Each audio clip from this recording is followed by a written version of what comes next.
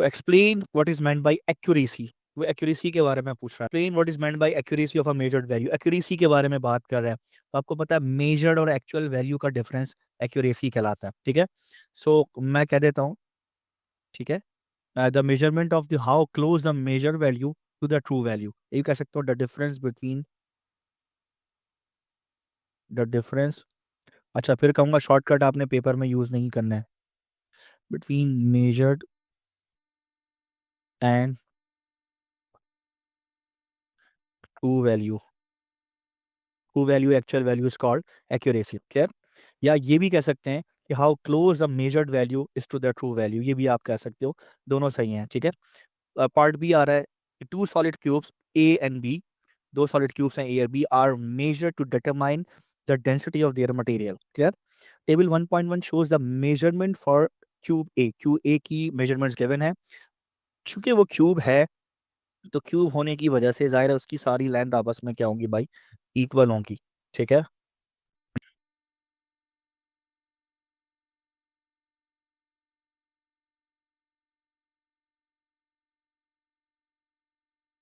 ठीक है, सो वो क्यूब है तो उसकी जाहिर है कि सारी की सारी वैल्यूज आपस में क्या होंगी,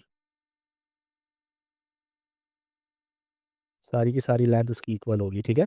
तो इस तरह का क्यूब है, इसकी लेंथ गिवन है 1.53 सेंटीमीटर ईच गिवन है, और इसमें प्लस माइनस की उसमें अनसर्टेनिटी भी गिवन है, एब्सोल्यूट अनसर्टेनिटी। उसमें मास की भी अनसर्टेनिटी गिवन है अलॉन्ग विद द मास, कह रहा है show that the calculated density of the material is 8.7 exponent 3 kilogram per metre cube. So we know that density equals to mass upon volume, और cube के लिए volume होता है L cube, ठीक है। सो आपने अगर डेंसिटी कैलकुलेट करनी है तो आप कैलकुलेट कर लो। सो मास कितना है आपके पास, मास में true value low 31.3 divided by, और नीचे क्या 1.53, सही है। तो आप ज़रा डिवाइड करें, 1.53 का क्यूब हो जाएगा, ज़रा डिवाइड कीजिए आप, 31.3 डिवाइडेड बाई 1.53, 53 का आप लगाएंगे यहाँ पे क्यूब।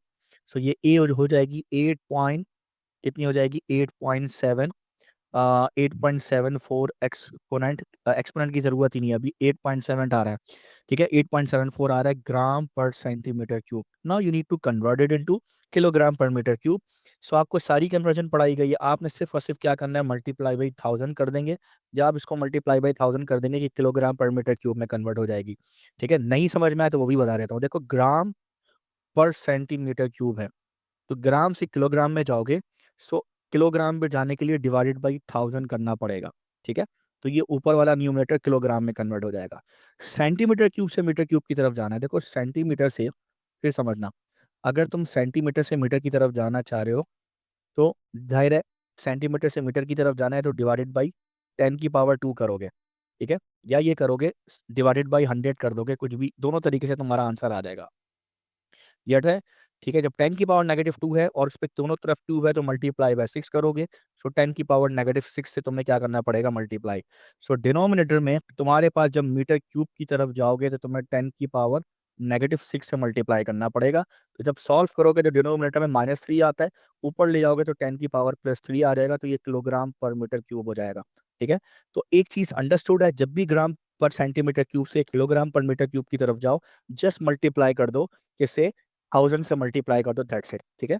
सो मुझे भी इस डेंसिटी की वैल्यू लेकर आनी है, तो ये 8.74 किलोग्राम में लेकर आना है इसको, तो क्या करना पड़ेगा, मल्टीप्लाई बाई 1000, तो ये किलोग्राम पर मीटर क्यूब, और सिग्निफिकेंट फिगर का के हिसाब से 8.7 इंटू 10 की power 3 kilogram per metre cube, clear है। सो ये टू सिग्निफिकेंट फिगर में आंसर हो गया। Calculate the percentage uncertainty in the density of the material, कह रहा है डेंसिटी में परसेंटेज अनसर्टेनिटी निकालो। फॉर्मूला क्या है, density equals to mass upon L cube, ठीक है। सो अब आप निकालेंगे परसेंटेज अनसर्टेनिटी के लिए, ठीक है, डेल्टा एम अपॉन एम, ठीक है, delta M upon M multiply by 100 plus delta length upon length, ठीक है, और 3 से मल्टीप्लाई करके मल्टीप्लाई बाई 100, क्लियर है। सो आप देखें डेल्टा एम कितना गिवन है, डेल्टा एम 0.5 गिवन है, डिवाइडेड बाई मास कितना गिवन है 31.3, ठीक है, मल्टीप्लाई बाई आप 100 कर देंगे या बाद में कर लें मल्टीप्लाई, को टेंशन नहीं है, plus 3 multiply by delta L कितना है 1.53, डिवाइडेड बाई लेंथ कितनी है, हाँ डेल्टा एन है 0.01 डिवाइड बाई 1.53 मल्टीप्लाई बाई 100, जी, ज़रा सॉल्व कीजिए और जो भी वैल्यू आ रही है वो आपकी परसेंटेज रहेगा 3.55, ये 3.558। अगर मैं इसको सिग्निफिकेंट फिगर पे राउंड ऑफ करूँ, सही है? तो ये मैंने पहले ही कहा था कि अनसर्टेनिटी जो होती है, परसेंटेज अनसर्टेनिटी हो कि एब्सोल्यूट हो, वो जो एक्चुअल वैल्यू है अगर उसमें उसमें आप नंबर ऑफ सिग्निफिकेंट फिगर्स देखो, ठीक है? तो यहाँ सिग्निफिकेंट फिगर 2 सिग्निफिकेंट फिगर माँग रहा है वो, ठीक है? तो परसेंटेज अनसर्टेनिटी 1 हो सकता है, यानी यूँ समझो कि उसको 1 सिग्निफिकेंट फिगर पे ला सकते हो। अगर ये 2 सिग्निफिकेंट फिगर के क्वेश्चन चल रहे हैं, तो आप उसे 1 सिग्निफिकेंट फिगर पे ला सकते हो, कोई मसला नहीं है। सो ये 3.5855 का मतलब है कि राउंड ऑफ करके 4% पे ये राउंड ऑफ हो सकती है। क्लियर है? समझ में आ रही है बात? अब अगला part, the density of the material of cube is determined to be 9.2 exponent 3 kilogram per metre cube plus minus 6%. State and explain whether the cube A and cube B could be made from the same material.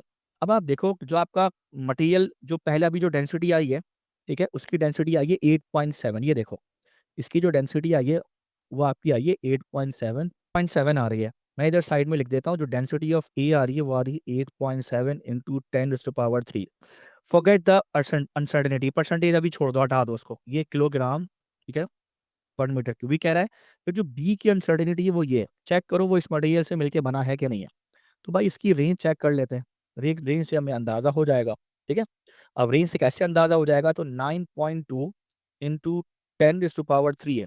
इसमें +6% इसका add कर लो, -6% add कर लो।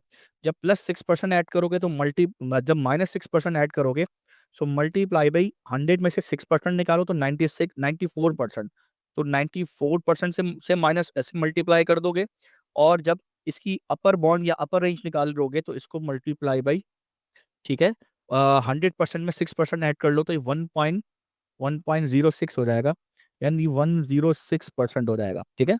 तो 8648 minus, ठीक है, मतलब ये जाहिर है कि लोअर बाउंड है, और वो अपर बाउंड इसका चेक करना है 9.2 एक्सपोनेंट 3 मल्टीप्लाई बाई 10 या 1.06 करो, तो ये देगा 9752, ठीक है। तो ये रेंज आ रही है आपके पास, ठीक है, समझ में आ रही है। अब इस रेंज में आपका ये 8.7 कहीं पे लाई कर रहा है या नहीं कर रहा, you just need to check, क्या इस रेंज पे ये 8.7 लाई कर रहा है या नहीं कर रहा? तो जवाब है बिल्कुल कर रहा है। सो आपका जो 8.7 है, ये डेंसिटी किसकी? ये डेंसिटी ऑफ मटेरियल बी है, और डेंसिटी ऑफ मटेरियल ए कितना है? 8.7 into 10⁻³ kilogram per metre cube, and that is lying in between this range. इसका मतलब है कि दिस मटेरियल, यानी मटेरियल बी, मे बी और might be made up of, ठीक है, या could be made up of material A, ठीक है। So as the density of material, sorry, so density is lying in between the range of material B, so it could be made from, from the same, ठीक है। तो ये हो सकता है कि सेम मटेरियल से मिलके बना हो, ठीक है, ये हमारा एनालिसिस है, ठीक है। आ रही बात समझ में? अच्छा, अब आ जाओ क्वेश्चन नंबर 2 के ऊपर, ठीक है। क्वेश्चन नंबर 2 कह रहा है, क्या कह रहा है क्वेश्चन, क्या पूछा? State the principle of moment, sum of clockwise moment is equal to sum of anti clockwise moment. Sum of, क्या लिखेंगे? Sum of clockwise moment is equals to sum of anti clockwise moment, लेकिन इस पे एक number मिलेगा आपको, सिर्फ एक नंबर मिलेगा, तो एक नंबर मिलेगा, ठीक है। अब आप चाहे तो ऊपर लिख लें, चाहे तो नीचे लिख लें, इट्स अप टू यू, ठीक है, आपकी मर्जी है। तो यहाँ पे लिखना होगा an object for an object to be in equilibrium, clear. Sum of clockwise moment is equal to sum of anti clockwise moment, clear है, ये आपने लिखना पड़ेगा। आगे है, a solid plastic cylinder floats in water, it is used to support one end of the horizontal uniform beam A B as shown in figure 2.1, ठीक है। और नीचे आप देखें कि ये फ्लोट कर रहा है सिलेंडर पानी के ऊपर, यहाँ से जमीन से नहीं रखा हुआ, पानी में तैर रहा है, ठीक है। और यहाँ पे एक हॉरिजॉन्टल बीम है, इसमें एक लड़का खड़ा हुआ है, ठीक है। अभी जो लड़का खड़ा हुआ है,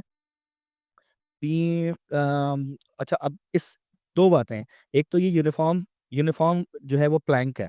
अभी जो यूनिफ़ॉर्म प्लैंक है तो ज़ाहिर है इसका मतलब है कि 6 मीटर का है, तो 3 मीटर पे इसका वेट होगा, सो इसको 3 मीटर पे इसका वेट बना देते हैं, ठीक है। तो 3 मीटर पे इधर कहीं अंदाजे से सिर्फ समझाने के लिए, ठीक है, इसका वेट बना देते हैं, ठीक है। ये 1700 न्यूटन है, इसलिए वेट, वेट ऑफ क्या है, बीम, डब्ल्यू बी कर लो, ठीक है, या वेट ऑफ चलो बीम ही कर लो, स्मॉल बी कर लो, या कि नहीं इसको कैपिटल बी कर लो, ठीक है। उस बच्चे के वेट को हम स्मॉल बी कर लेंगे। वो कितना दिया हुआ है, बच्चे का वेट कितना दिया हुआ है, 600 दिया हुआ है, ठीक है। सो बच्चे का जो वेट है वो 600 दिया हुआ है, कितना दिया हुआ है, 600, ठीक है। तो ये वेट ऑफ 660 न्यूटन, ठीक है भाई, ठीक है। अब क्वेश्चन पढ़ते हैं। अब क्या रह गया, अच्छा अब एक और चीज़ है जो हमने बतानी होती है, फिगर देख के बिना क्वेश्चन पढ़े सबसे पहले काम ये कर लिया करो, वो ये कि रिएक्शन फोर्स, रिएक्शनरी फोर्सेस बना लिया करो, ठीक है। यहाँ से भी रिएक्शनरी फोर्सेस बनेंगी। जब तक इसको हम सेपरेटली डील करेंगे, जब तक इस लड़के को लेकर डील करेंगे तब तक रिएक्शनरी फोर्स होगी। जब फ्लूइड पे आगे जाएंगे तो फिर रिएक्शनरी फोर्सेस की बात नहीं करेंगे, ठीक है। तो यहाँ पर भी एक रिएक्शनरी फोर्स होगी, ठीक है। इसको एफ पी कर लो, उसके करीब है ये एफ ए कर लो, क्लियर। सिर्फ फोर्सेस बना ली, दिमाग आपका काम करे ताकि। अब क्या करें, the beam has a length 6 metre, 6 metre है, weight 1700 newton, the beam is attach to the solid ground with a hinge at end ए।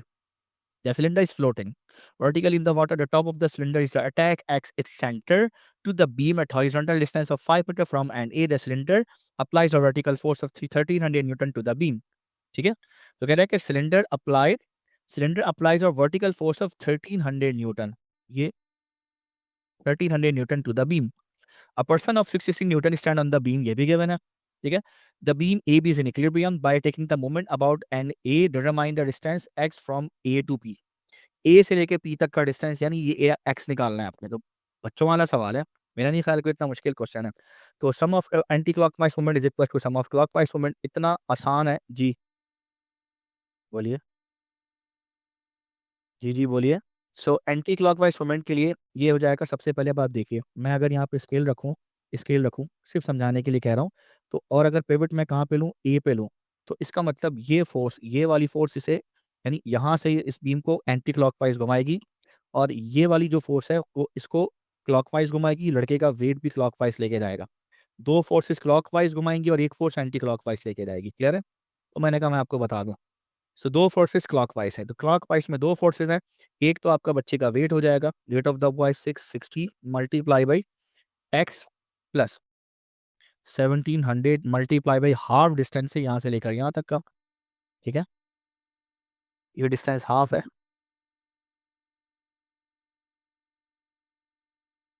ठीक है। तो ये 3.0 मीटर सेंटर से, सो 3.0, और लेफ्ट साइड पे एंटी क्लॉकवाइज है, तो एंटी क्लॉकवाइज के लिए क्या हो जाएगा, उसके लिए आपका हो जाएगा 1300 मल्टीप्लाई बाई, यहाँ से अगर डिस्टेंस देखें एंड तक का तो ये 5 बनता है, तो 5.0। जी सॉल्व की, तो ये कह रही है 2.12 आ रही है, ठीक है। सो 2.12 मीटर आ रही है, सबकी यही आ रही है। सो अगर टू सिग्निफिकेंट फिगर में राउंड ऑफ करें, देखो two significant figure, two significant figure, two significant figure, two, तो राउंड ऑफ करें इसको, तो ये 2.1 मीटर होता है, ठीक है। करेक्ट आंसर यही है। The bottom of the cylinder is submerged in the water to the depth y as shown in figure 2.2, the beam is still attached to the cylinder but not shown, ठीक है। Beam अभी भी attach है लेकिन वो show नहीं कर रहा। बीम उस पर फोर्स लगा रहा है 1300 न्यूटन की। अभी कह रहे थे कौन फोर्स लगा रहा है, अभी ये उस पर रिएक्शनरी फोर्स लगा रहा है, तो जाहिर है एक्शन जब इतना ही होगा तो रिएक्शन भी तो उतना ही होगा ना, तो इस वक्त वो एक ही फोर्स काउंट कर रहा है, जो बीम से फोर्स आ रही है 1300 न्यूटन की, ठीक है। अब वो क्या करे कि जो सिलेंडर है, सिलेंडर उसका मास 11 kg है, ठीक है, और इतना वो बाहर निकला हुआ है, इतना वो अंदर है, ठीक है। द सिलेंडर हैज अ मास इतना, डायमीटर इतना, और the beam exert a vertical force of 1300 Newton downward. The cylinder is in equilibrium, रुका हुआ है, फ्लोट कर रहा है, सो show that the upthrust acting on the cylinder is 1400। देखो अपथ्रस्ट की डायरेक्शन क्या होगी, अपथ्रस्ट जो है इस पे अपवर्ड एक्ट कर रहा होगा ऊपर, ठीक है। मैं इसको एफ यू कर लेता हूँ। डाउनवर्ड कौन सी फोर्सेज होंगी, सारी फोर्सेज अपवर्ड एंड डाउनवर्ड, उनका सबका सम बैलेंस है। सो डाउनवर्ड एक तो फोर्स होगी, इसे डब्ल्यू और कैपिटल बी कर दो, वेट ऑफ द बीम, या जो भी वेट उसका शेयर था, फोर्स कह लो, एफ बी कह लो, चलो वो 1300 है डाउनवर्ड, ठीक है। और एक इसका एक अपना डाउनवर्ड वेट होगा, ठीक है। वो डाउनवर्ड जो वेट होगा उस वेट की भी हम बात कर लेते हैं, वो भी तो कुछ ना कुछ होगा। ठीक है। सो इसका जो सिलेंडर का जो वेट होगा WC, वो mg के इक्वल होगा, और वो 9.81 मल्टीप्लाई, वो कितना होगा, 11 kg दिया हुआ ना, तो 11 मल्टीप्लाई बाई 9.81, ठीक है, 7.91 न्यूटन। क्लियर, ये दिया हुआ। अब देखो दो फोर्सेस डाउनवर्ड है, दो अपवर्ड, तो इन सबका सबका सम जो है वो बैलेंस कर लो। Sum of upward forces is equal to sum of downward forces. दोनों तरीके से कर सकते हो, या तमाम फोर्सेस का सम रिजल्टेंट सम भी जीरो कर सकते हो। सो इसमें अपवर्ड लिख दो, इसमें डाउनवर्ड लिख दो। ठीक है। अच्छा, अब अपवर्ड फोर्स कौन सी थी तुम्हारी, एप्थरस थी।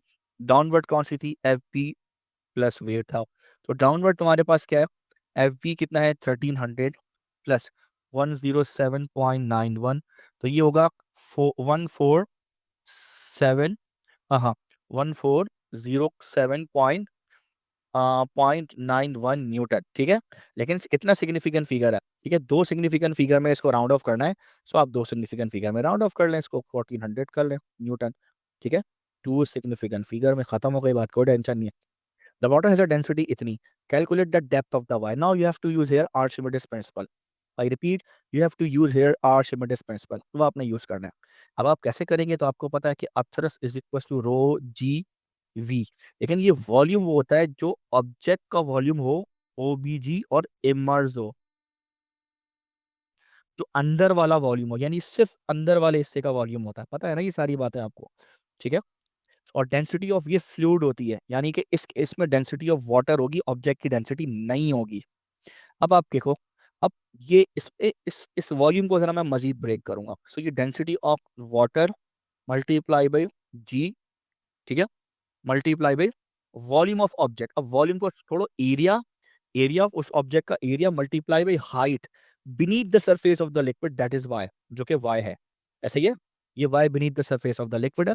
सो ये वाई है। ठीक है। अब आप इसको रीअरेंज करो वाई के लिए। So Y is equal to अब thrust divided by density G and area. ठीक है।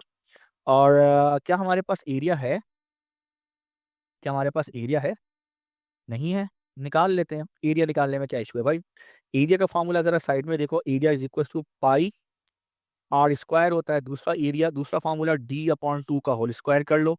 सो ये पाई D² / 4 हो जाएगा, ये रख लो। सो क्या रखोगे भाई, ठीक है, अब thrust divided by rho G pi D² / 4, और यहाँ पे ये डेंसिटी ऑफ वाटर है। ठीक है। दोबारा जाओ, 4 ऊपर कर लो, 4FU डिवाइडेड बाई, फिर सही से लिखते हैं, 4FU डिवाइडेड बाई डेंसिटी जी पाई और D², और यहाँ पे लिख लो आप डेंसिटी ऑफ वाटर। अब जरा जल्दी से वाई में सारी वैल्यूज पुट कराओ। तो अब आप क्या करोगे, 4 मल्टीप्लाई बाई क्या रखोगे आप थ्रस्ट रखोगे। आप थ्रस्ट रखो 1400 मल्टी, अब डिनोमिनेटर में चलो। सो डिनोमिनेटर में आपके पास क्या मौजूद है, डिनोमिनेटर में क्या है, density of water 1000 multiply by 9.81 multiply by 3.142 multiply by diameter. ठीक है। सो जनाब डायमीटर कितना दिया हुआ, दिया 0.78 दिया हुआ है, ये रहा डायमीटर गिवन है। So you need to write here 0.78 का स्क्वायर जी। ठीक है, यानी राउंड ऑफ करके 0.30 कर लें आप, मीटर कर लें, फिर क्लियर, सही है, डन। टू सिग्निफिकेंट फिगर में राउंड ऑफ हो गया। ठीक है, टू सिग्निफिकेंट फिगर में राउंड ऑफ हो गया, clear. The person can stand anywhere between A and B. On figure 2.3, sketch the variation of depth of the bottom of the cylinder with the distance of the person, ठीक है, from A for the distance between 0 and 6.0 meter. Numerical values are not required.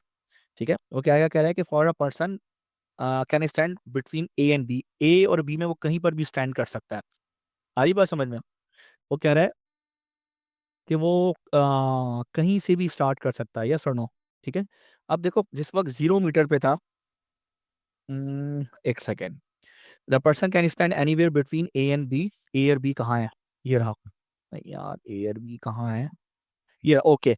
ए और B पे वो कह रहा है कि कहीं पर भी स्टैंड कर सकता है वो। और जैसे जैसे वो, अच्छा, जो मेजरमेंट हो रही है डिस्टेंस की, वो एक्स से हो रही है। ठीक है। तो जैसे जैसे फर्ज करो ये वो बंदा है, लेट्स से ये वो बंदा है, ठीक है, तो ये ए से जैसे जैसे आगे बढ़ रहा है, इसके आगे बढ़ते बढ़ते, अच्छा ग्राफ किस चीज़ का है वो भी देख लें, पहले ही देख लें।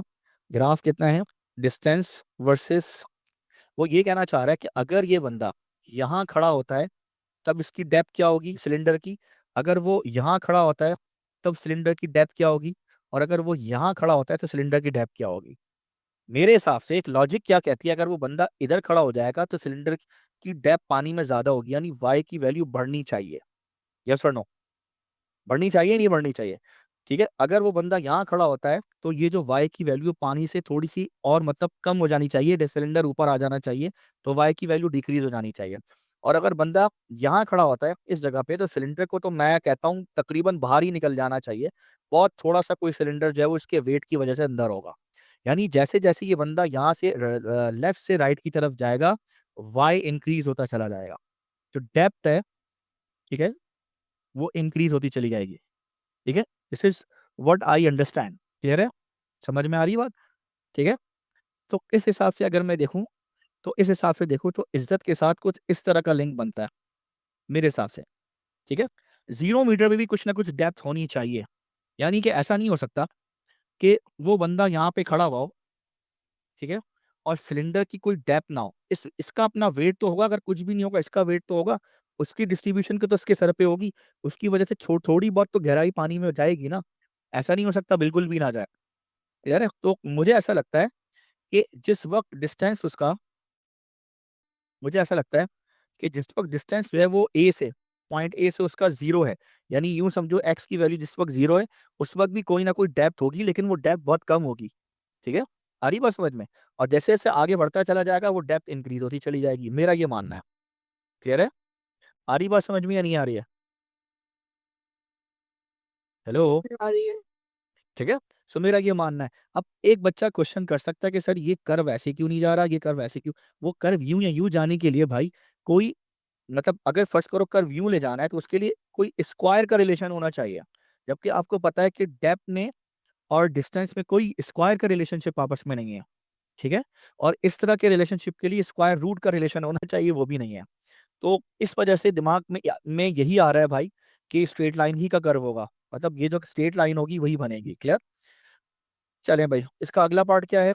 ठीक है, पॉजिटिव ग्रेडियंट का 1 नंबर मिलेगा आपको, और जहां तक मुझे पता है कि ये इस वाई इंटरसेप्ट का इसका भी 1 मार्क मिलेगा आपको। दो बार कह रहा है अ truck of mass 9400 kg moves with a constant acceleration in a straight line, ठीक है, down a slope as illustrated in figure 3.1।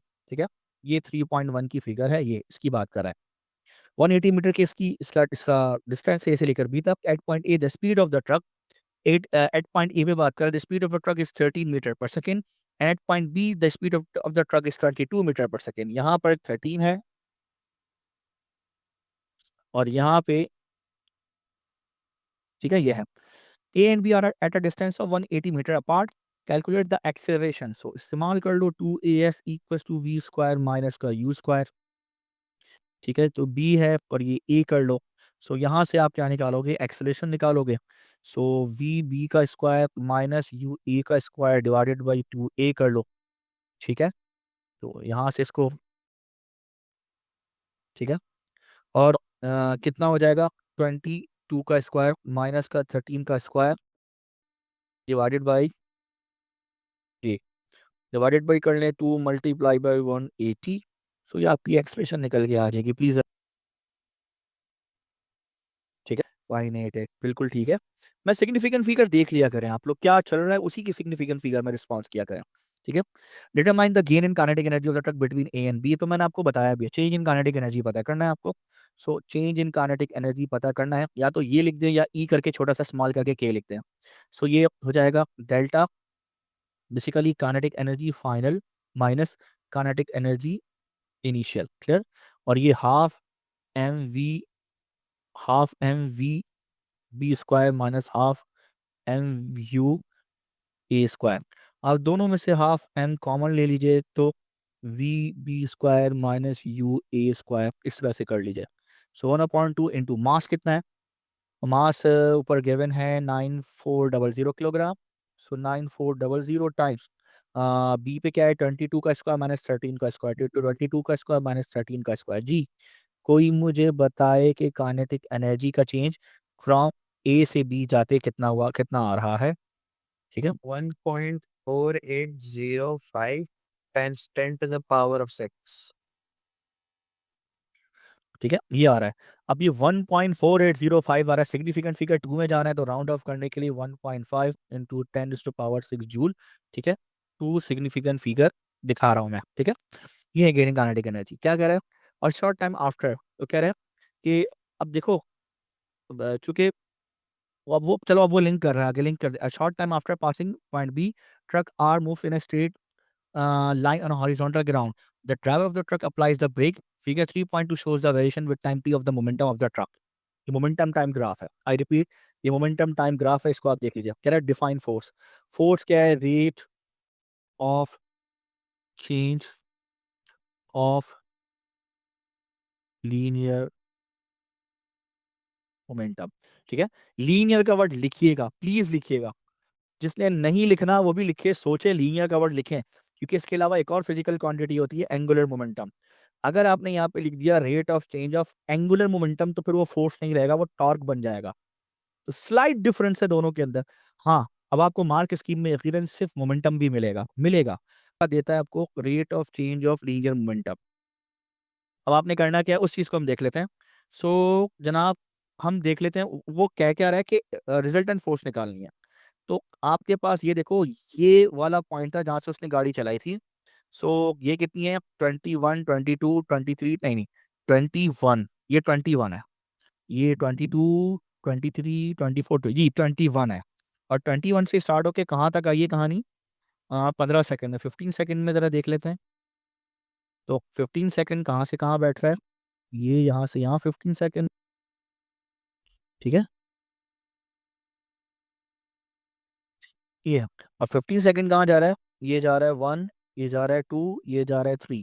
सो 2.5। ठीक है, सो 21 से 2.5, बल्कि मैं कहूँगा कि चेंज इन मोमेंटम निकालना है अपॉन टाइम निकालना है। सो फाइनल माइनस इनिशियल होता है, final minus initial upon time. Time कितना है आपका, 15 सेकंड का है। तो फाइनल मोमेंटम क्या है, 2.5, इनिशियल कितना है, 21, मल्टीप्लाई बाई 10⁻4, डिवाइड करो इसको। तो डिवाइड बाई क्या करोगे भाई, सो डिवाइड में तुम्हारे पास आएगा 15। ठीक है, डिवाइड में आएगा 15। सॉल्व करो तो प्लीज आपके पास फोर्स निकल के आ जाएगी। जरा जरा नजरें गर्म करिए। -1.23 recurring times 10 to the power of 4.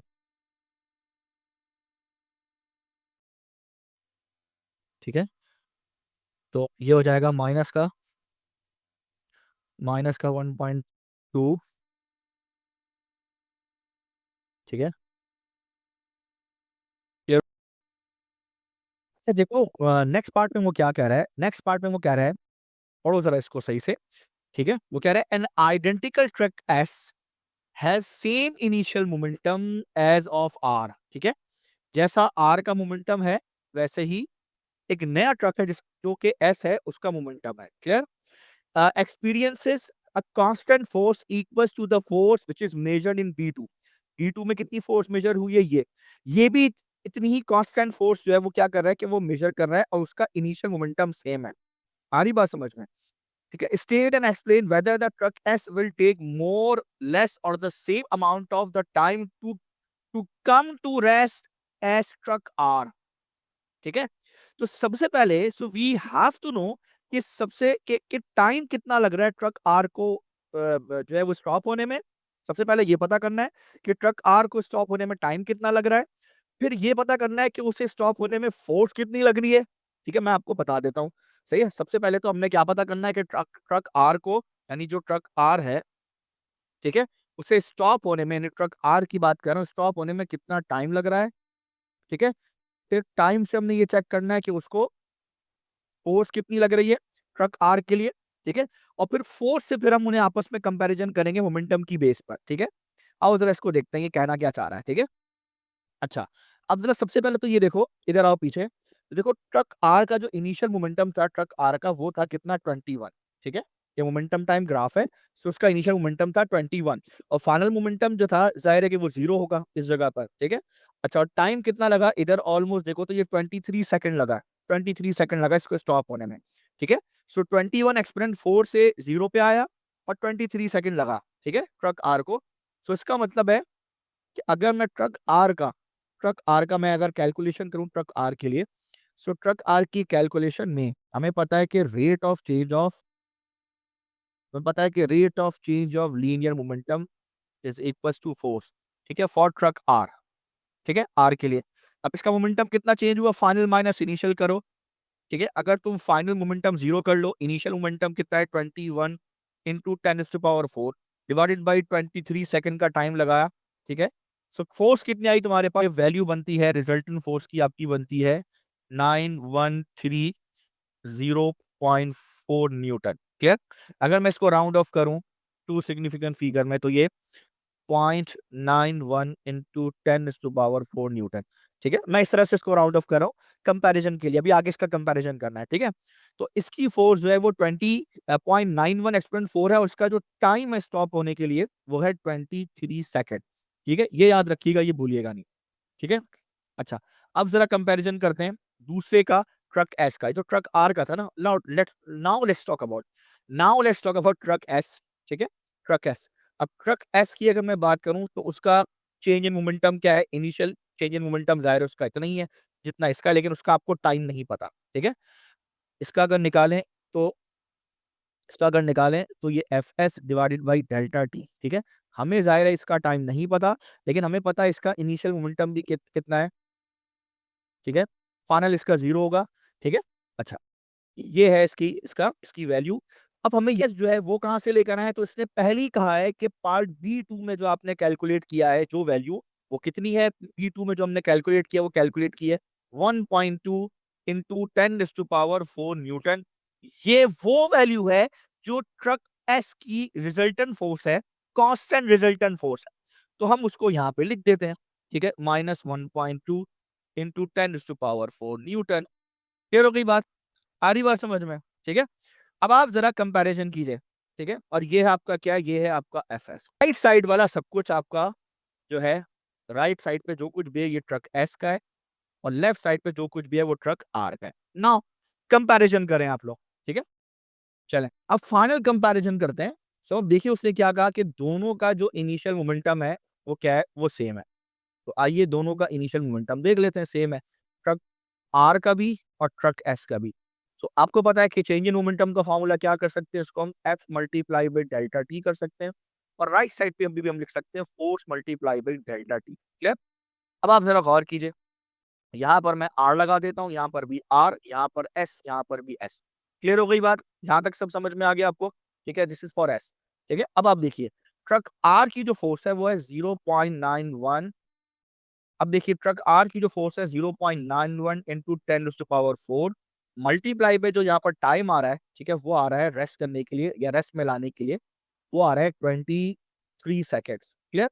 Similarly truck S की अगर मैं बात करूं, जो ट्रक एस है उसकी फोर्स की बात करूं तो वो है 1.2 इंटू 10⁴ मल्टीप्लाई बाई इसका जो टाइम है रेस्ट में लाने के लिए। अब मैं वो टाइम आप लोगों पे छोड़ रहा हूं, आपने इसका जवाब देना है। अब आप मुझे बताइए, अगर राइट और लेफ्ट साइड की दोनों फिजिकल क्वांटिटी सेम है, दोनों का प्रोडक्ट सेम है, देखिए इधर, यहाँ पर अगर टाइम ज्यादा है, ठीक है, तो फोर्स कम है, यहाँ पर फोर्स ज्यादा है तो यहाँ पर टाइम कम हो जाएगी, ताकि दोनों का प्रोडक्ट क्या है, सेम आए। यही वजह है कि truck S will required less time to come into the rest, ठीक है, उसे रेस्ट में आने के लिए कम टाइम की जरूरत होगी। इसे क्लियर समझ में आ रही है, आ देता हूँ यहाँ पे नीचे कर देता हूँ इसको, ठीक है। आप यहाँ पर कोड कर देंगे यही, ठीक है। अब आप कंक्लूजन कैसे स्टार्ट करेंगे, the change in momentum,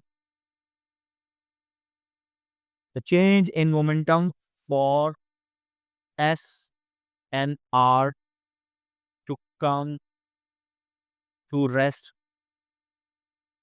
are equal, ठीक है। इस पे 1 नंबर आपको मिलेगा, ठीक है। अब आप कहेंगे कि टाइम रिक्वायर्ड फॉर एस, या टाइम रिक्वायर्ड फॉर आर कर लें, the time required for R to come into rest is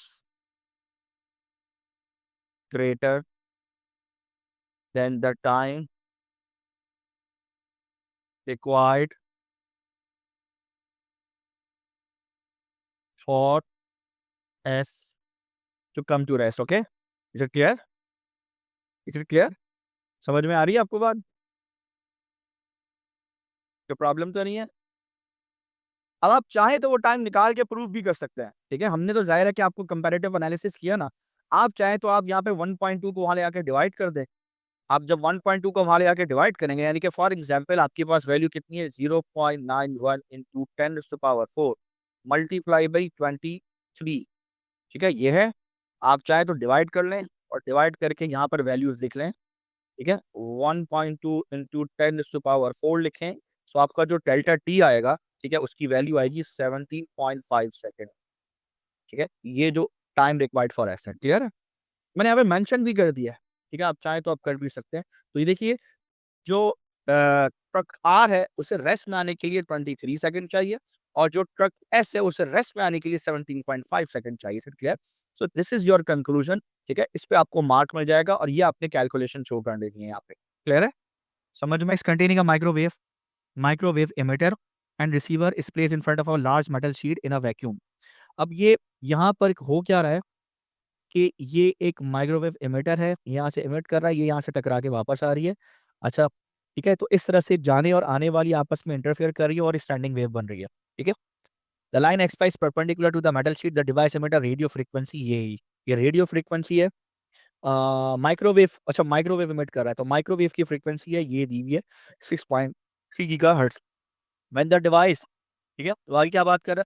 when the device is at position P, a stationary wave is formed between the device and the sheet, ठीक है?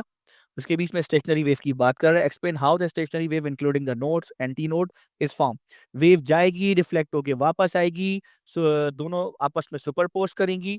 जरेस होगा, I repeat, जहाँ पे maximum amplitude होगा वहाँ constructive interference होगा, ठीक है? जहाँ पे मिनिमम एम्पलीट्यूड होगा, ठीक है, वहाँ पर डिस्ट्रक्टिव इंटरफेरेंस होगा। कंस्ट्रक्टिव इंटरफेरेंस में फेज डिफरेंस जो है वो 0 डिग्री होगा और या इन फेज होंगे, और डिस्ट्रक्टिव इंटरफेरेंस में जो फेज डिफरेंस होगा वो 180 डिग्री होगा। क्लियर हो गई बात? ये 4 बातें आपने बतानी है।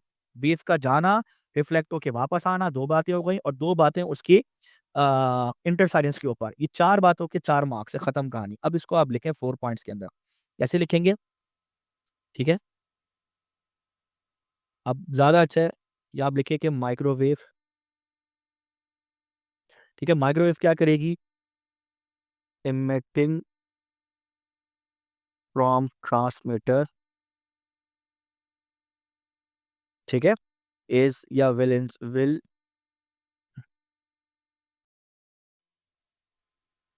ठीक है? विल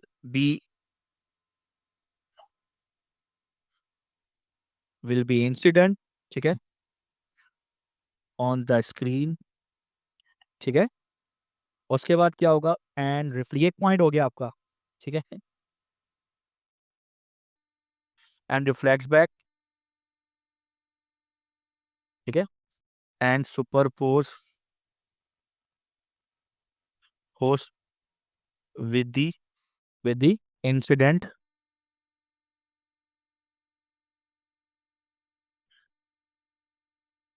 क्लियर हो गई बात? अब आप यहाँ पे कंस्ट्रक्टिव और डिस्ट्रक्टिव इंटरफेरेंस का रेफरेंस दे दो या फेज डिफरेंस का रेफरेंस दे दो। When the phase difference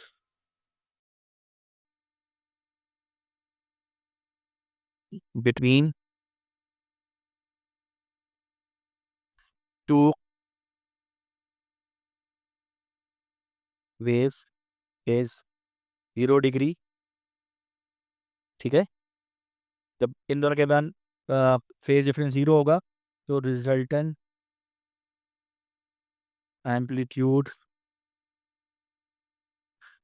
will be, ठीक है, मैक्सिमम। क्लियर? अब यही चीज को आगे हम, आप कंस्ट्रक्टिव इंटरफेरेंस का भी रेफरेंस दे सकते हैं, कोई टेंशन नहीं है। When the phase difference between these two wave is 180 डिग्री, resultant amplitude will be minimum.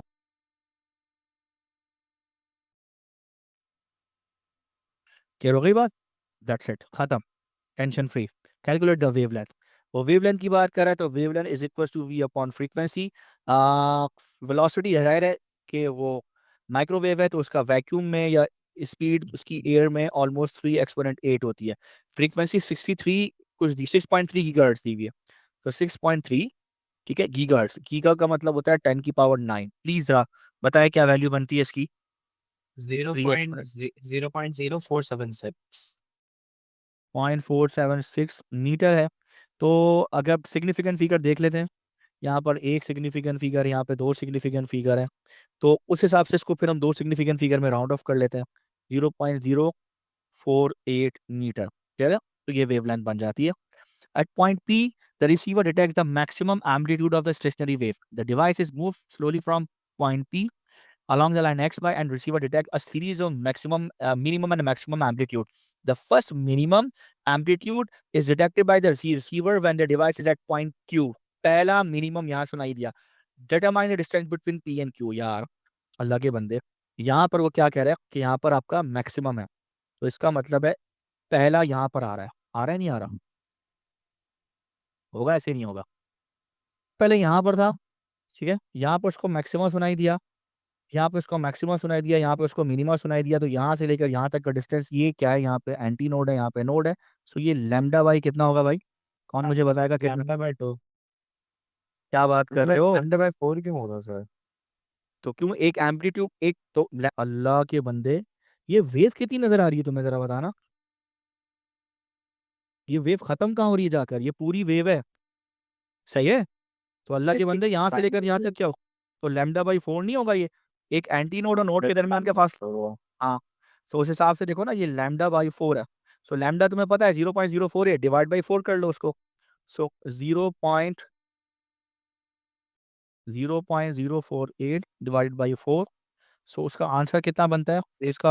0.012 metre, यानी 12 सेंटीमीटर की, ठीक है।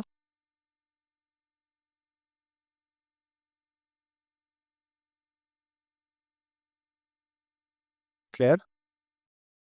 ठीक है, तो 0.012 मीटर, ठीक है। The intensity of the microwave emitted by the device is increase. Intensity बढ़ा दी, चलो भाई। The frequency of the microwave is unchange. The device is move slowly along the line XY from the point Q until the next maximum amplitude is detected at point R. State and explain whether the distance QR is greater, lesser or same as distance PQ. Same. अब वो कह रहा है क्यों? भाई same क्यों होगा? क्योंकि देखो आपने इंटेंसिटी बढ़ाई, that is directly proportional to square of the amplitude. उसका एम्पलीट्यूड बढ़ जाएगा उसकी डिस्टेंस पे, यानी कि वेवलेंथ चेंज नहीं होगी। यानी देखो ये वेवलेंथ है, ये इंक्रीज या डिक्रीज नहीं होगी, उसका गैप इंक्रीज डिक्रीज नहीं होगा, लैम्डा इंक्रीज डिक्रीज नहीं होगा, हाइट बढ़ जाएगी उसकी वेव की, यानी उसका एम्पलीट्यूड बढ़ जाएगा, खत्म कहानी। तो देयर इज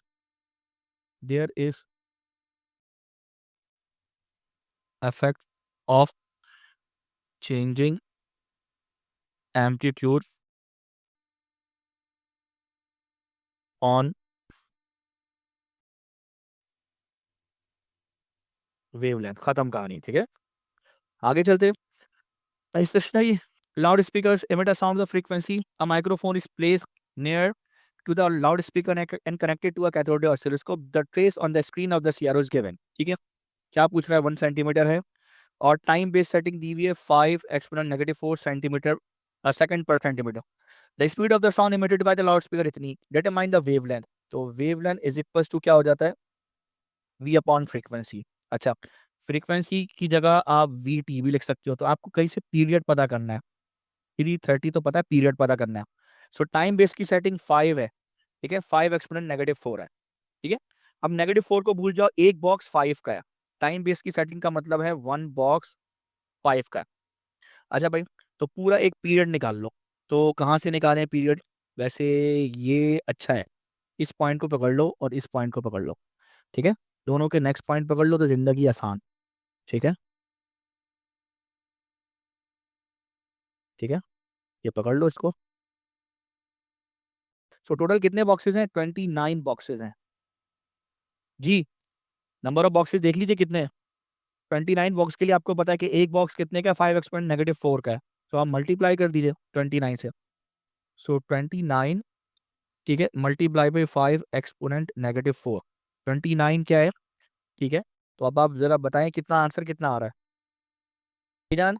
ये हमने बॉक्सेस गिने, तो 5 बॉक्सेस का 1 सेंटीमीटर है। सो मुझे करना ये होगा कि इस वैल्यू को डिवाइड बाई 5 भी करना पड़ेगा। ठीक है, इस वैल्यू को डिवाइड बाई 5 करना पड़ेगा क्योंकि 5 बॉक्स का 1 सेंटीमीटर आता है। तो मुझे इसको आई थिंक डिवाइड बाई 5 करना पड़ेगा। जी अब बताइए। तो आपकी आएगी 29 इंटू 10⁻⁻4 आएगी। क्लियर है? ये जो हम निकाल लेते ना पहले, वो बॉक्सेस के हिसाब से निकाल लेते। अच्छा नहीं समझ में आया दोबारा से बता दूंगा, अगर आप बोलेंगे तो यूनिट के हिसाब से भी बता दूंगा, कोई टेंशन वाली बात नहीं है। सो अब आप देखें 29 एक्सपोनेंट -4 सेकंड है। अगर आप इसे कन्वर्ट करते हैं तो ये 2.9 इंटू 10⁻³ सेकंड बनता है पीरियड। अब सही आया हमारा पीरियड। ठीक है, नंबर ऑफ बॉक्सेस गिन रहे थे। तो ये जो 29 बॉक्सेस है, तो 5 बॉक्स का 1 सेंटीमीटर है। तो मुझे इसको 5 से डिवाइड करना पड़ता, तब मेरा आंसर सेंटीमीटर में कन्वर्ट होता। क्लियर है? आ रही बात समझ में? तो इसलिए मैंने डिवाइड बाई 5 किया इसको, तो मेरा आंसर सही आया। सो 2.9 एक्सपोनेंट -3। सो 2 यहाँ पर कर लें multiply by 2.9 exponent -3।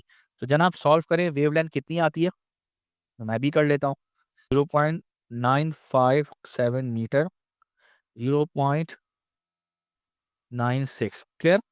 The loudspeaker is now moved in a straight line while emitting the same sound of the constant frequency. The period of the taste of the CRO increases continue. देखा, period increase हो रहा है। देखा, मैं यही कह रहा था कुछ ना कुछ तो गड़बड़ है। मुझे लग रहा था कुछ चक्कर है क्योंकि पीछे इसका एम्पलीट्यूड भी देखो चेंज हो रहा है, फिर आगे इस पे भी कुछ ना कुछ मामला आ रहा है। तो एनीवेज खैर, the loudspeaker moves in a straight line while emitting the same sound of the constant frequency. The period of the taste on the CRO increases continuously. Period increase हो रहा है, तो पीरियड इंक्रीज होने का मतलब frequency decrease हो रही है। फ्रीक्वेंसी डिक्रीज कब होती है? Describe the motion of the loud speaker, it is moving away. तभी तो देखो, पीरियड इंक्रीज होने का मतलब फ्रीक्वेंसी डिक्रीज होती है। ये एपरेंट फ्रीक्वेंसी होती है, डॉपलर्स इफेक्ट का ही कॉन्सेप्ट वो आपसे पूछ रहा है। ठीक है, हर चीज को कवर कर रहा है। So the loud speaker as as the period period increases, ठीक है, frequency decreases, frequency decreases which shows क्या shows that the loud speaker is moving away from क्या। अच्छा, इसमें इसमें और चीज है, मूविंग अवे। ठीक है, मूविंग अवे कह रहे हो, और मूविंग मूविंग अवे भी हो रहा है। दूसरी बात, स्पीड भी इंक्रीज हो रही है। ठीक है, स्पीड भी इंक्रीज हो रही है, ये बात याद रखना, ये भी आप बोलोगे इसको। ठीक है,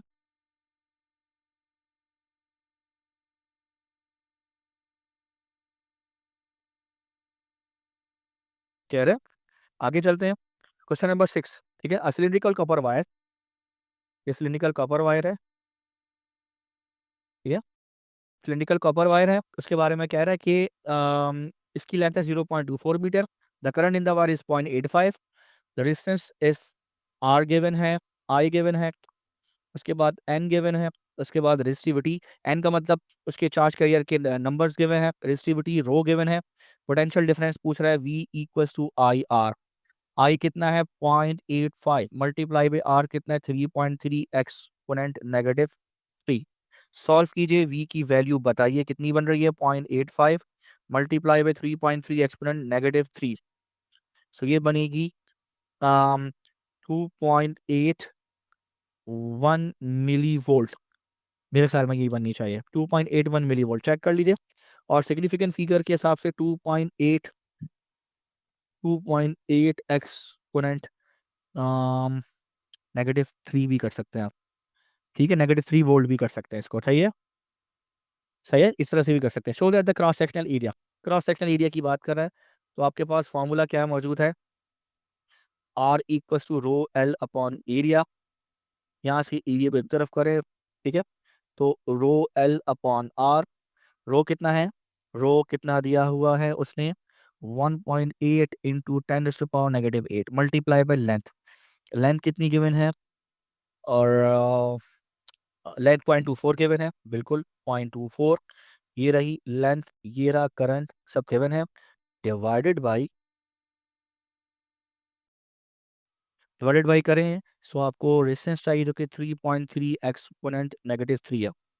ठीक है, तो आइए जरा इसको कर लेते हैं। 1.8 exponent negative negative 1.309 times 10 to the power negative 6 answer आएगा। सबका यही है, सब चेक कर लो। तो 1.31 इंटू 10 इज टू पावर, और 10 पावर कितना आया, 2 negative 6 negative six metre square. Clear. 1.31 को जाहिर है 1.3 कर लोगे तुम। Show that the number density, वी ना बाजी याद कर लो, I equal to V N A. ठीक है, तो चार्ज डेंसिटी की बात कर रहा है, तो total number of charge particle given है, वॉल्यूम गिवन नहीं है। अच्छा, तो अब फंस जाओगे इधर, एरिया गिवन है, तो वो चार्ज डेंसिटी की बात कर रहा है, तो total number of particle divided by volume. So total number of particle volume की जगह एरिया इनटू लेंथ यूज कर लो। ठीक है, so total number of particles कितने गिवन हुए हैं, 2.6 एक्सपोनेंट 22। सो 2.6 एक्सपोनेंट 22, ठीक है, डिवाइडेड बाई क्या है, एरिया। एरिया कितना है, 1.3, 1.3 रखोगे।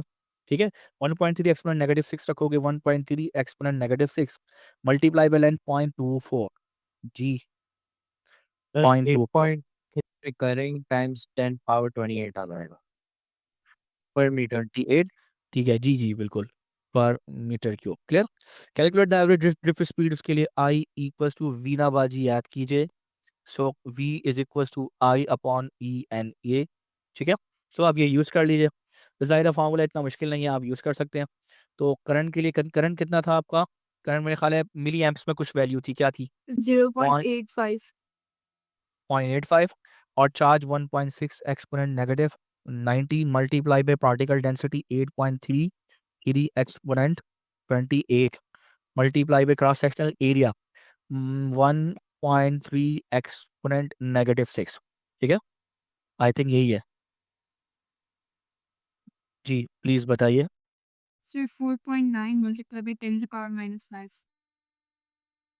4.9 इंटू 10 माई 5 metre per second v. Clear. Two significant figure में डिफरेंट कवर वाइट की वजह से सेम वॉल्यूम। अच्छा, वॉल्यूम सेम है, दूसरा वायर है कॉपर का, वॉल्यूम सेम है, और रेडियस इसका नॉन यूनिफॉर्म है। तो कह रहा है कि the radius R one and X X और radius R one at end X of the wire Q is the same as the radius of wire P, as the radius of wire P. ठीक है, अच्छा, वो कह रहा है कि radius of wire P है इसके बराबर में उतना ही बड़ा ये वायर पी है, इन दोनों के ये रेडियस बिल्कुल सेम है।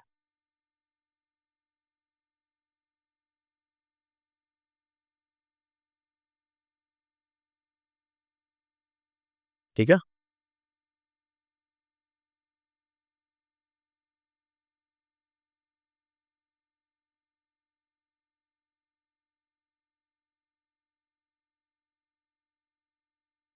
ठीक है भाई, यानी कि ये आपका जो दिया है, ये क्यू दे दिया, और दूसरा वाला जो है वो है आपका वायर पी।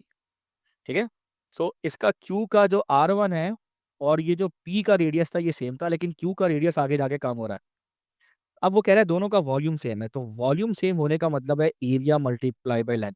अगर मैं क्यू की बात करूं, इसका आगे जाके ये मुंह छोटा हो रहा है, इसका मतलब इसका एरिया कम कम हो रहा है। आ रही बात समझ में, ऐसे ही है ना, क्रॉस सेक्शनल एरिया इसका क्या हो रहा है, कम हो रहा है। यहाँ तक कोई बात, कोई प्रॉब्लम तो समझ में नहीं आई, मुझे तो ऐसे ही लग रहा है इसका। जी बोलिए। सर तो उसका मतलब कि शुरू में पॉइंट एक्स पे जो है उसकी रेजिस्टेंस जो है कम होगी, मगर उसकी रेजिस्टेंस जो है पॉइंट कम होता है, पी से कम, वायर पी से कम होगी, मगर एंड पे जाके जो है वायर पी से ज्यादा। दस बड़ी ज़्यादा हो जाएगी, बिल्कुल बिल्कुल ऐसे ही है। लेकिन इसमें मसला ये है कि तुम किसी पॉइंट को नहीं, तुम ओवरऑल वायर की बात कर रहे हो, तो ओवरऑल वायर की बात करो तो उसका वॉल्यूम सेम है। हाँ, अगर तुम पॉइंट की बात करते हो तो तुम पॉइंट के हिसाब से बिल्कुल सही बात कर रहे हो। ठीक है, सो अब अगर उसका उसका उसका एरिया कम हो रहा है आगे जाके, तो भाई उसकी उसको वॉल्यूम सेम रखने के लिए इसकी लेंथ आपको बढ़ानी पड़ेगी। यानी इस क्यू वायर की जो लेंथ है वो इधर खत्म नहीं हो रही, टेक्निकली वो थोड़ा और आगे जाके इधर आके कहीं खत्म हो रही है, इसकी लेंथ और ज्यादा है, इसकी लेंथ ज्यादा है और पी वाले की लेंथ कम है, ताकि उन दोनों का वॉल्यूम सेम आए। आ रही बात समझ में? ये है concept. State and explain how the resistance of the wire Q compares with the resistance of the wire P. ठीक है, सो भाई सीन कुछ हुआ है कि क्रॉस सेक्शनल एरिया क्या हो रहा है, डिक्रीज हो रहा है, और लेंथ क्या हो रही है भाई, इंक्रीज हो रही है। ठीक है, सो आपको पता है resistance is equal to rho L upon area. Cross sectional area decreasing, length increasing, तो भाई ओवरऑल इफेक्ट क्या होगा, यानी न्यूमरेटर बढ़ रहा है, डिनोमिनेटर कम हो रहा है, ओवरऑल इफेक्ट क्या होगा, रेजिस्टेंस क्या होगी, बढ़ेगी। जाहिर सी बात है। आ रही बात समझ में? क्लियर है नहीं क्लियर है? हेलो बच्चों, समझ आया? सो अब आप क्या लिखोगे, 4 मार्क का क्वेश्चन है। पहले लेंथ का रिलेशन, फिर क्रॉस सेक्शनल एरिया का रिलेशन, फिर रेजिस्टेंस, लेंथ और एरिया का रिलेशन, उसके बाद आखिर में बताओगे कि रेजिस्टेंस के साथ क्या हुआ। As as the resistance is directly proportional to length and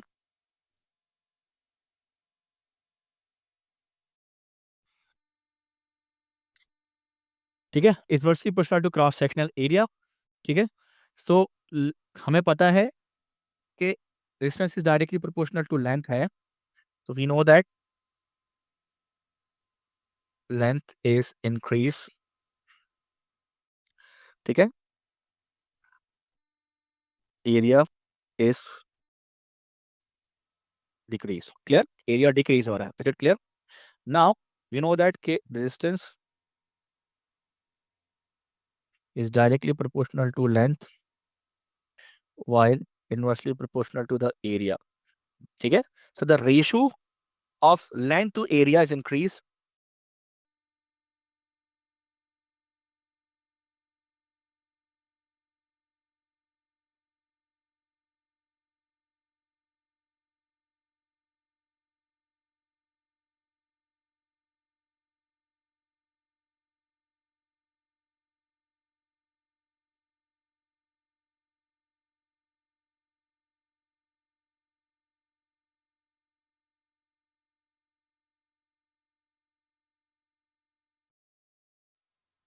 clear है? 4 मार्क्स, 4 बातें 4 mark. On figure such sketch a graph of variation of average drift speed of the charge carrier with the भाई graph कैसे produce करें। सो एक formula था हमारा, बहरहाल वो छोड़ दें अब उसको, VENA। अच्छा, एरिया कम होने पे मुझे ही लगता है ड्रिफ्ट स्पीड बढ़ेगी, क्योंकि करंट सेम रखना है। यही कह रहा हूँ मैं। ठीक है, ड्रिफ्ट स्पीड तो एक चीज तो देखो तय है ना, उस पे तो हम तय है कि ये बढ़ेगी। अब एक चीज है समझो, जब क्वाड्रेटिकली बढ़ेगी या स्ट्रेट लाइन बढ़ेगी? मैं उसी पे आ रहा हूँ, वही चीज है। सर। अब इसमें दो बात है, ठीक है। अब एक चीज है कि स्टार्टिंग यानी एक्स पॉइंट पर, एक्स पोजीशन पे क्या हमारी जीरो थी, ड्रिफ्ट स्पीड यहाँ पे बिल्कुल जीरो होगी, तो जवाब है नहीं। कोई भाई इंटर तो हो रहा होगा ना, चार्ज पार्टिकल इंटर हो रहा होगा, तो वो जीरो तो नहीं हो सकती। इसका मतलब है ये वैल्यू कहीं ना कहीं यहाँ से कहीं से स्टार्ट होगी। अब सवाल है कि वो तुम्हारी वही वाली बात के पैराबोलिकली ऊपर जाएगी या स्ट्रेट लाइन सीधी जाएगी। ये इसके लिए मैं ये सारा खेल खेल रहा हूँ। मुझे तो पता है कि इंक्रीज तो होनी है, एक नंबर तो मुझे मिल जाएगा। इंक्रीजिंग ग्रेडियंट, पॉजिटिव ग्रेडियंट के लिए एक नंबर तो मिल जाएगा। अब सवाल है कि ये इंक्रीजिंग ग्रेडियंट है कि कांस्टेंट ग्रेडियंट है, ये हमें सोचना पड़ेगा। अच्छा, मुझे ऐसा लगता है कि ये इंक्रीजिंग ग्रेडियंट है। उसकी वजह है क्योंकि देखो, तुम फॉर्मूला देखो, आई को इज इक्वल टू VENA। ठीक है, उसने क्या कहा कि वॉल्यूम सेम रखना है। ऐसा ही है, ऐसा ही है। अगर मैं इसकी जगह लेंथ अपॉन टाइम कर लूँ, ये मेरा हो जाए, ये मेरा हो जाए, ये ई अपनी जगह, एरिया की जगह I/4 इधर साइड में कर लो, और डी स्क्वायर। अब मसला ये है कि डी कम हो रहा है, सही। भाई साहब ये हो सकता है कि अगर फर्स्ट करो डी आधा हो गया, जरा सुनना, तो आधे का मतलब ये डिवाइडेड बाई D² अपॉन 4 होगा, तो उसको बैलेंस करने के लिए L के साथ 4 लगेगा। आ रही बात समझ में? क्लियर है? सो मुझे ये लग रहा है करंट सेम रखने के लिए, अगर और डायमीटर आगे जाके डिक्रीज हो रहा है, जितना रेड्यूस हो रहा होता रहेगा वही फैक्टर इसमें आता है। अगर ये 2 टाइम्स रेड्यूस होगा तो इसमें 4 लगेगा, अगर ये 3 टाइम रेड्यूस होगा तो इसमें 9 लगेगा। बात समझ रहे हो? क्लियर है? सर क्योंकि यानी वॉल्यूम कांस्टेंट रखनी है, वॉल्यूम कांस्टेंट क्योंकि रखने के लिए वॉल्यूम भी कांस्टेंट रखना है और करंट भी सेम रखना है, सीरीज में करंट सेम रहेगा। तो इस वजह से ये जो रिलेशन है वो आपका इंक्रीजिंग ग्रेडियंट का बनेगा, कांस्टेंट का नहीं बन सकता। ठीक है, ये इंक्रीजिंग ग्रेडियंट का ही बनेगा। ये रेशियो है, ये रिलेशन हो सकता है। डायमीटर जितना श्रिंक होता चला जा रहा है, लेंथ उतने टाइम्स स्क्वायर टाइम्स बढ़ती चली जा रही है। अब यानी लेंथ का रिलेशन डायमीटर से तुम देखो ये इनवर्सली प्रोपोर्शनल है। ठीक है, डायमीटर अगर फर्ज करो तुम्हारा हाफ हो गया तो लेंथ तुम्हारी 4 टाइम्स रिड्यूस होगी। ठीक है, और अगर लेंथ 4 टाइम्स रिड्यूस होगी तो ड्रिफ्ट स्पीड तुम्हारी उतनी ही टाइम्स जाएगी। तो ये इस वजह से ये कहा जा रहा है ये एक्सपोनेंशियल कर्व बनेगा, ऊपर की तरफ बढ़ेगा, मुझे ये लग रहा है। अच्छा जी, लास्ट है an isolated stationary nucleus Q decays into the R. ठीक है, क्यू जो है क्यू वो डिके हुआ, अल्फा आगे निकला और क्यू जो है वो बैकवर्ड जाएगा आर बनकर। ये सीन है जैसे बिल्ली। ठीक है, और या इसके अलावा आपने पिस्टल फायर की, पिस्टल में से बुलेट आगे निकली, आप खुद पीछे गए, तो ये वाला सीन है। सो बाय कंसीडरिंग वो कह रहा है कैलकुलेट द, कह रहा है complete the equation for this decay. सबसे पहले अल्फा पार्टिकल तो क्वेश्चन पढ़ लेता हूँ। An isolated stationary nucleus Q decay into R an alpha particle, the alpha particle speed इतनी, ये अल्फा की स्पीड है आफ्टर डिके, अल्फा की स्पीड है। Complete the equation for this decay, तो 222 प्लस 4 करो तो 226 आता है। इक्वेशन कंप्लीट, एक नंबर पक्का। ऐड कर लो, मास जो है वो बैलेंस कर लो, मास नंबर सर। और by considering the momentum calculate the speed of the nucleus R after decay. ठीक है, आफ्टर डिके जो है उसकी speed. So total momentum before collision is equal to total momentum after collision. सही है भाई, ये रूल लगा लो, अप्लाई अप्लाई कर लो, सिंपल। ठीक है, ठीक है। अब आप देखो, सो बिफोर कोलिजन जाहिर है स्टेशनरी है तो 0 प्लस 0 सब 0, कुछ भी नहीं, अकेला ही है तो 0 ही लिख दो, सिंपल। ठीक है, और आफ्टर कोलिजन की अगर मैं बात करूं, सो आफ्टर कोलिजन दो चीजें, तो अल्फा फॉरवर्ड जाएगा, इसको पॉजिटिव डायरेक्शन कर लो, इसको नेगेटिव कर लो। So mass of alpha into velocity of alpha.